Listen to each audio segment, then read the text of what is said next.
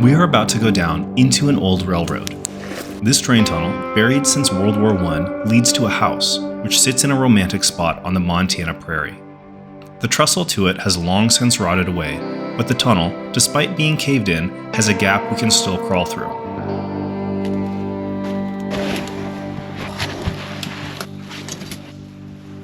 Oh, wow. We'll explore that bit of history, get circled by a 300-pound bear as we get on our way tackling windows on a house that was about to be lost to history until its story changed.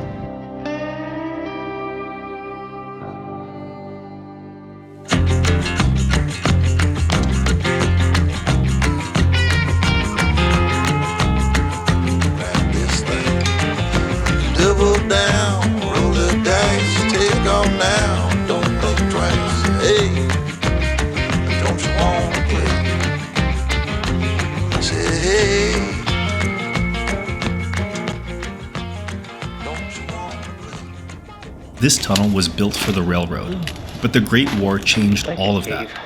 It's been abandoned for so long that people have forgotten where it is.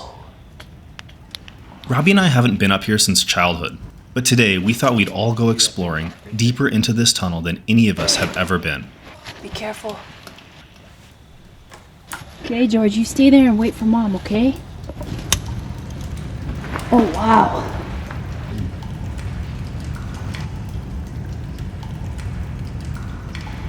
You could go a long ways. It's not completely caved, but I don't know if the canoe would make it very far. I'm gonna bring some like binoculars or something. I'm serious, because you can almost see like at the end of it where the timbers like make the arc, like make the arch of the tunnel. No way. Yeah. We have George's Junior Ranger binoculars in the car. No, but I mean it's stone. I don't see any clay other than this muck.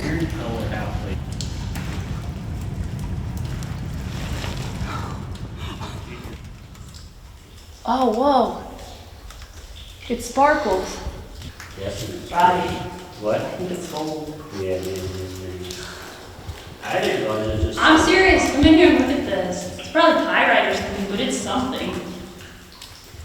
That black stuff there. Oh, what is See how that? It's all real fine. Yeah. Green? I'm guessing they pushed stuff up, and that's how they filled this in. No, that's dropping. I bet you anything that's 20 generations of porcupines.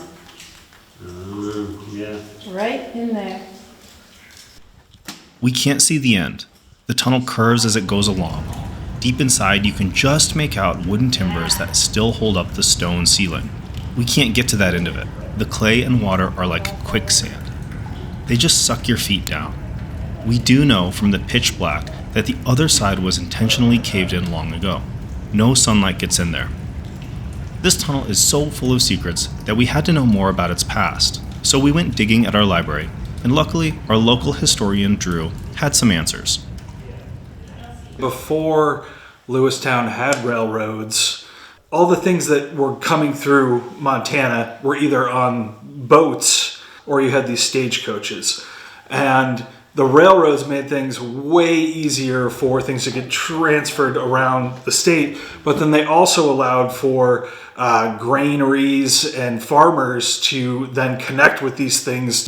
Early on, you had, as these railroads were being built, you had little railroad towns that popped up all over the place. The access to the railroad would then allow for even somewhere super remote to have access to getting and selling their grain to somewhere bigger. There were a lot of different railroads that were competing, and they were all trying to get to make their networks like the most thorough or the most connected. Right. This particular railroad, the Great Northern Railway, which was building from Lewistown to North Dakota, was stopped not because of business stuff, but because of World War I. 10% of the state's population went into World War I. Highest percent in the nation at that time. This is where I got the smoke bomb and Clayton's sweatshirt hood. Or that big old scar in the back of my neck from where Robbie threw a smoke bomb at me. Yep. Permanent memories. Friendship seared and smoked. Yeah. This train tunnel leads to a little 1800s homestead house that was built long before the railroad went through. Can you imagine watching horses and manpower move hills and make tunnels as you looked on from your one-room cabin with no electricity or running water? That must have been something. Just this winter, this same pioneer house sat untouched, nearing the end of its life, neglected and forgotten. We started by removing the rot and saving any bits we could: boards, nails, stones, even entire walls. Generations have taken their memories of this house to the grave. Its stories are mostly lost. 1889 is the year we know this spot was homesteaded. Most details end there. That's a common story among many lost cabins, barns, and houses across the West. We've been building back what we could, using traditional pioneer skills and old methods, with some modern tools. One thing we do know about this house: it watched the railroad come through, and it watched the railroad die. It has outlasted some of mankind's most ambitious efforts. And well, we'd like to see to it that the humble history of the farmer, the miner, and the homesteader lasts even longer.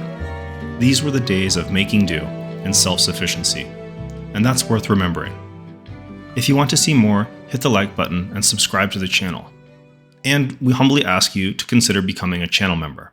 A big thank you to Raymond for signing up this week. But now, let's get into a job at the heart of this build, something lost to this house for 100 years.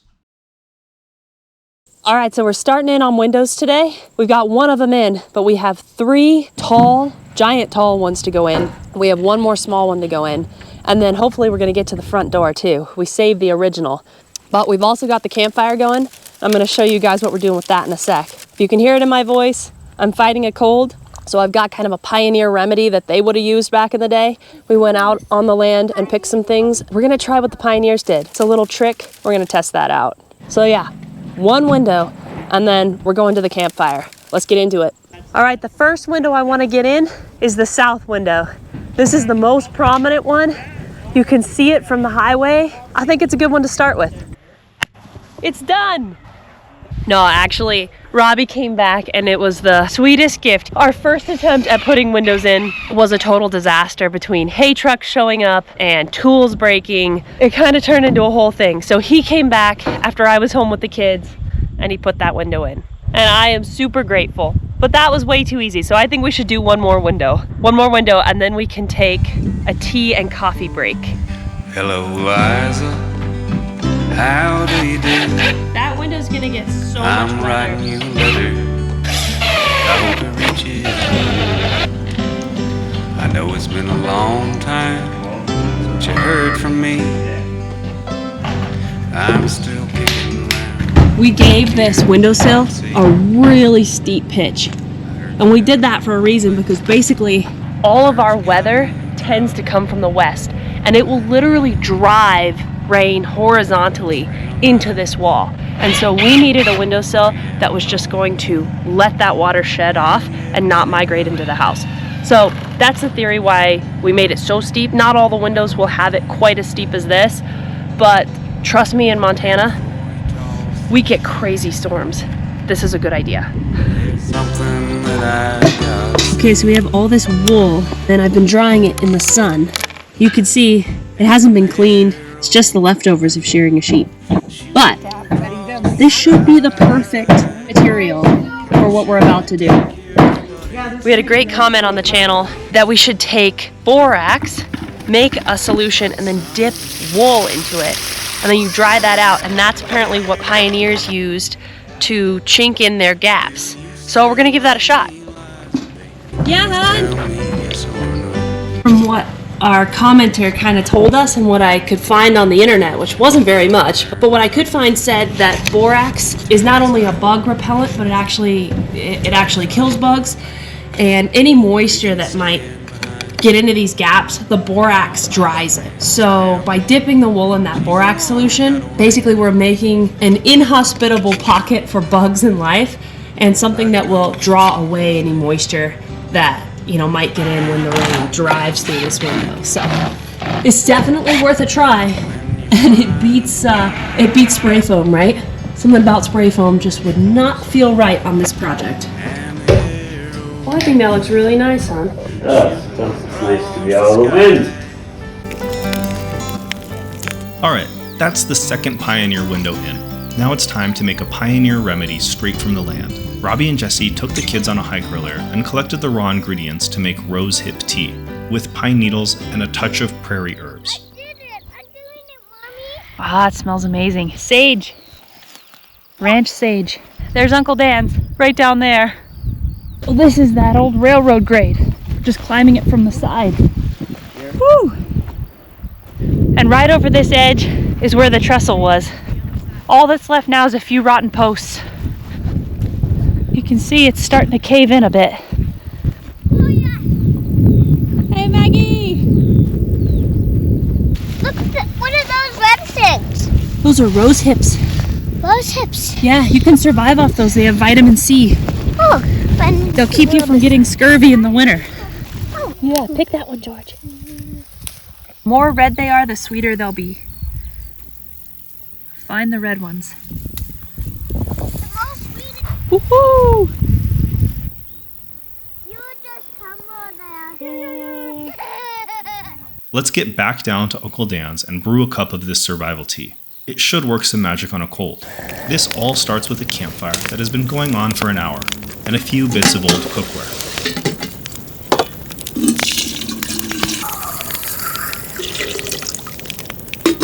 Well, those coals are burning down really nicely. There's not as much smoke now. It's just the white hot wood, so that's perfect. That way I'm not gonna smoking up my pot too badly, because that's just a mess to clean. Some tricks, some tips you learn along the way. Certainly if you cooked over an open fire every day, you'd get really good at this.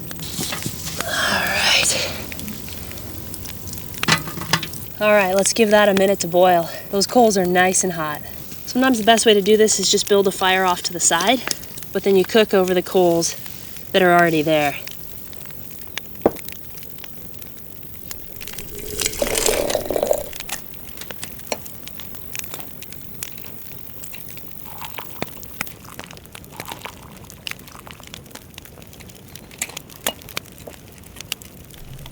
All right, let's give this tea a try. I've steeped it for about 5 minutes. Yep. That's very good tea. I'll sip on that while we get back to work putting in these windows. The windows are coming slowly, but I think what we need is a kick of energy to get into gear. Let's go back while the fire is hot and whip up a quick batch of cowboy coffee. It can brew while we work. Cowboy coffee is a whole different breed. All right, so we're gonna try a cowboy coffee recipe straight from the 1800s. We even have the eggshells that the recipe calls for. Interesting, the way that they did it back in the day. Today, when we make coffee, we get the water up to boiling and then we bring it down to about 200 degrees. The theory is you should never make coffee with boiling water. I don't know what it does, but it does something to it. So that's like standard coffee wisdom today. But back in the day on the chuck wagons of the West, they would fill a big pot like this, pour the coffee grounds straight into it, add eggshells, and then they would boil that for at least 20 minutes and just let that go and go and go. And basically there was hot coffee all day done that method. And there's some talk it's supposed to take out the bitterness. It really does change the flavor profile of coffee. So I'm curious to try it. We don't really make coffee this way anymore. But for a long time on the Western frontier, this is the way everybody would have made coffee. It's definitely a taste and a flavor of life from the past. I'll let you guys know how this goes.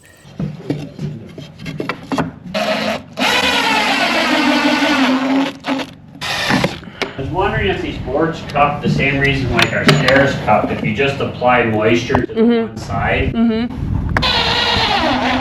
Let's get this coffee off and see how it tastes. Alright, luckily we have an old-timer here who knows this land and history like the back of his hand. Let's let Buster judge with a cup of coffee. Here we go. This is a real cowboy coffee recipe. Tell them how you made it. Okay, so... I don't know how you made it. No, this is old school, it's hot. You boil the grounds for 20 minutes with eggshells. Oh, I've had that. Isn't that wild? It's like way different from conventional stuff. It's good. It's supposed to make it less bitter. I think it takes a little edge off. Do you know how much ground you put in there? No. You just dumped it in? Yeah. That's Why, what do you think? Cowboy coffee when you do that. You gotta make it strong. You're not stingy about it. Yeah. Yeah, No. this is proper coffee. It's nothing weak.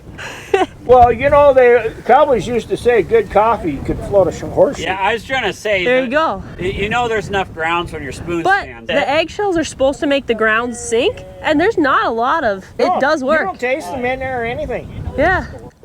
And you should have good, fresh eggshells. Yeah. Yeah. Cracked them this morning. So, did you ever? Take it in the cabin. I didn't know that.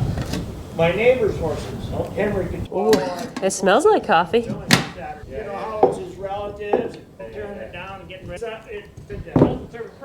Then I go by there and hear a little can on the side. Oh, jeez. To make a purpose out of it, but we have. Hey, And that serves no purpose. It's good. It's history. I like a little cream in my coffee, but it's good. Actually, I like it. It is less bitter. A first-hand account of cowboy life on the range dates back to 1870s Texas. One thing you could depend on at any time of day or night, especially in the winter, was the blackest coffee that can be made. I can just see the old coffee pot now, big enough to hold a couple of gallons at a time and a couple of eggshells floating around in it to settle the grounds. We never got but a few eggs to eat, and we always accused Cookie of carrying the same eggshells around from year to year. Coffee pot's still pretty clean, not all smoked up. So that trick worked. I am eager to get things buttoned up, ready for the winter that's coming. It's definitely fall here. We go from super hot days to super cold days. Now's the time to get this done. All right, I think we need the kids to come help us. Let's go get them. Okay, Maggie, what do you think? I think it looks amazing. You like it? Yeah, I love it. Look how tall it is. Yeah, it's super tall. Oh, look, there's a bear. We won't linger long, but this second layer of siding, done the same way a pioneer did, even with the square nails, well, it took an act of will for us to tackle. Sometimes you're just done doing certain jobs. And we all felt done with siding. Luckily, our friend Brad was up for a bit more suffering, and Frobby was willing to take a break from farming. So we got it done.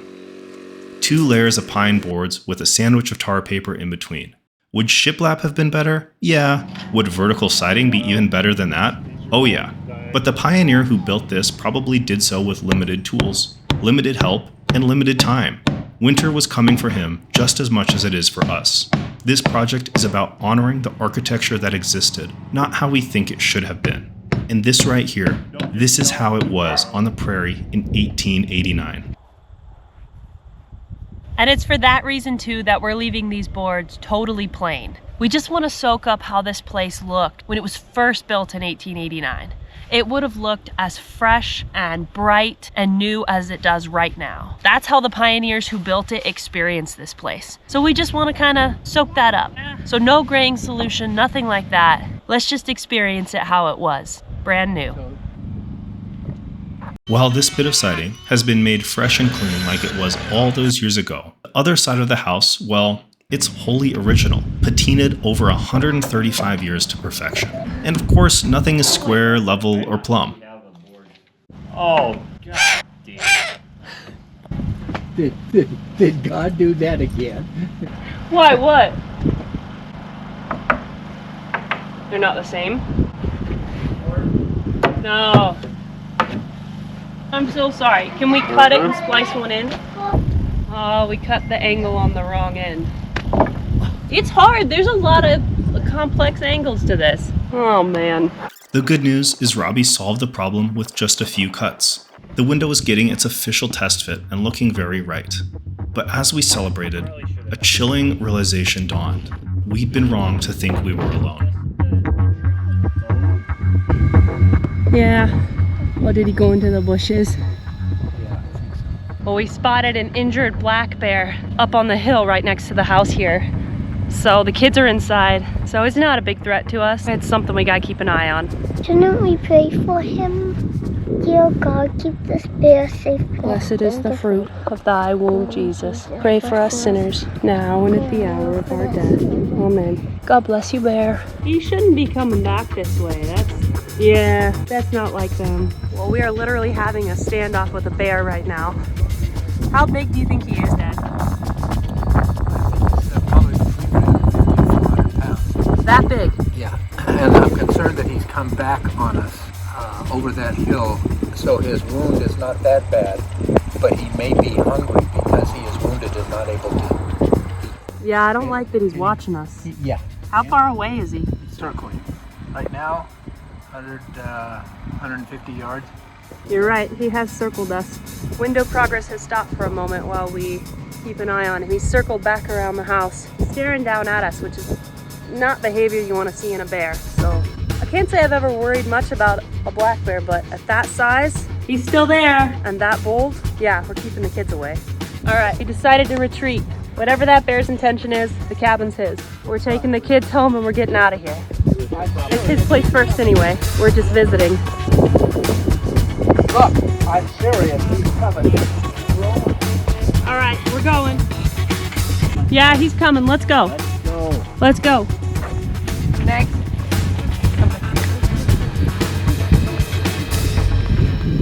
See the bear, Mama? You see him?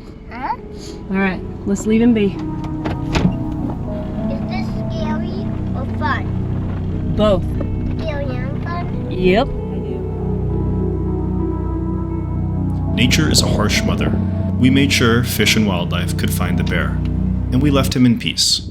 Then it was back out the next day. I don't know if you guys can see just how smoky it is out. Yeah, we woke up this morning to thick smoke everywhere. Yeah, it's wildfire season in Montana. I mean, this is kind of an interesting one. We talked to some of the viewers in the comments about this. As much as it sounds good to always plant trees, never harvest trees, keep a forest a forest, the reality is, especially in places like this, like Montana out west, if you aren't managing your forests, nature's way of solving that is wildfires. So it's a really important part of land ownership out west that you do responsible logging or responsible thinning. And so for us, like with this house and with other projects, we've harvested our own trees, and not only is that great for our projects, but it's good for the forest. Of course, a dead standing forest is just prime ground for fire.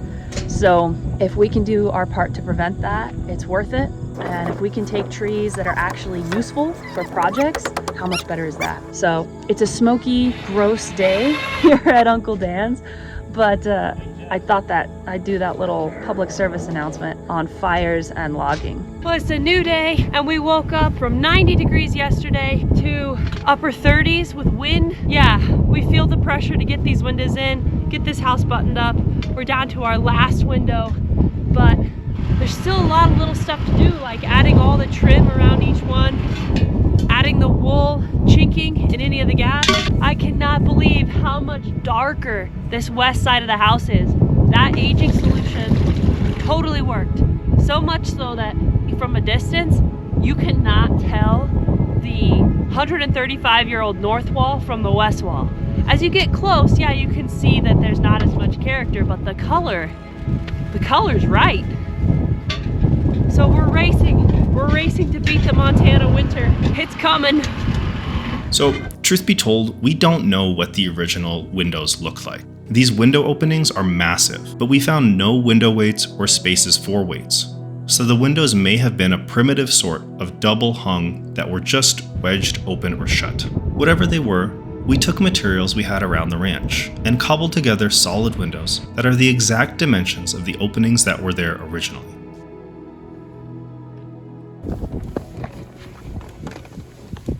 We have to run to the shop and get out of this wind.